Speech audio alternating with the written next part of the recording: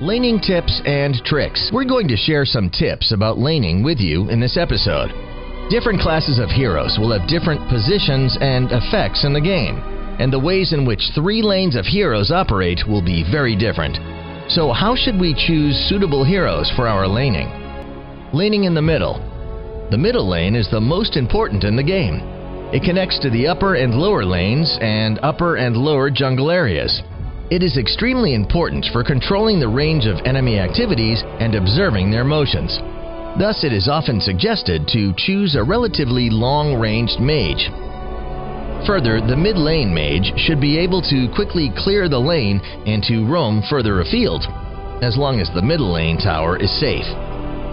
Thus, he or she would be able to go and observe the enemy jungler's movement, protect his or her own jungle area, and grab an advantage for the team by sniping alongside laning teammates when the opportunity arises. 2-person laning.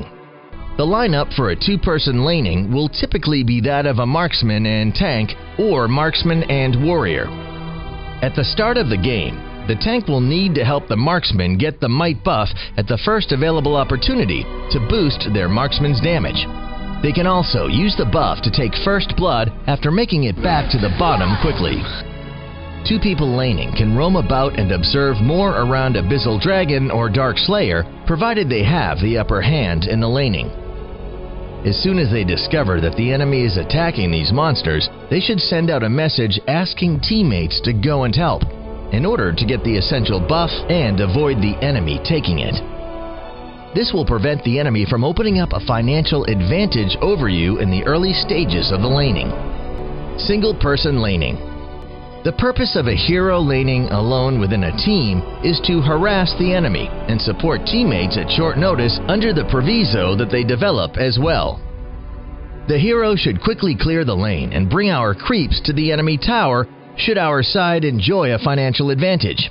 This will draw out 1 or even more enemy heroes to protect their tower, at which time the single laning hero can easily head over to kill Abyssal Dragon or Dark Slayer with teammates and get an even greater advantage. In a position of weakness in laning, you can consider giving up one of the outer towers on a lane for an opportunity to regroup in support of teamfight when you are in a weaker position against your opponents in the laning. The potential for victory in the team battle will be greatly increased with a numerical superiority, which will give you a money edge and which will make up for the loss of the tower. These are some common laning tips in the game. Of course, the pace of battle can move very fast, and only your on-the-spot judgments and responses will be able to gain final victory for the team.